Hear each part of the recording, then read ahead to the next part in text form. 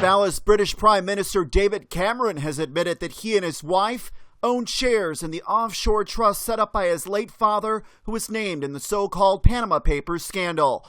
Several politicians are now calling for his resignation.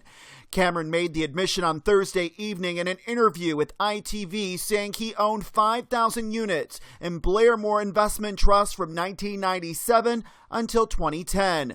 The shares were sold for $42,200 just months before he became prime minister. Cameron added that he paid income tax over the dividends, but not capital gains tax, because the profit was less than the capital gains tax allowance. He said, quote, "It was subject to all the UK taxes in all the normal way," end quote. The Prime Minister failed to mention his past shares when he was asked about the issue during a question and answer session on Tuesday, when he emphasized that he currently owns no shares or offshore funds. In terms of my own financial affairs, I own no shares. I have a salary as Prime Minister, and I have some savings, which I get some interest from, and I have a house which we used to live in, which we now let out while we're living in Downing Street. And that's all I have. I have no shares, no offshore trusts, no offshore funds, nothing like that.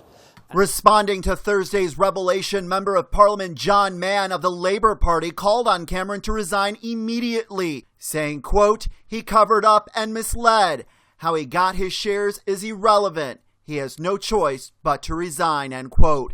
Labour's Deputy Leader Tom Watson called the admission extraordinary after Cameron avoided the issue for days and added that the Prime Minister may have to resign.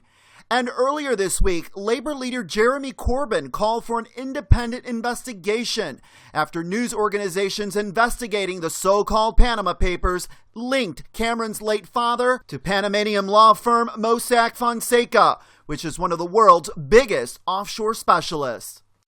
It's a private matter insofar as it's a privately held interest, but it's not a private matter if tax has not been paid. And so an investigation must take place, independent investigation, unprejudiced, to decide whether or not tax is owed or not.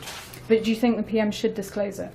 I think the Prime Minister, in his own interest, ought to tell us exactly what's been going on.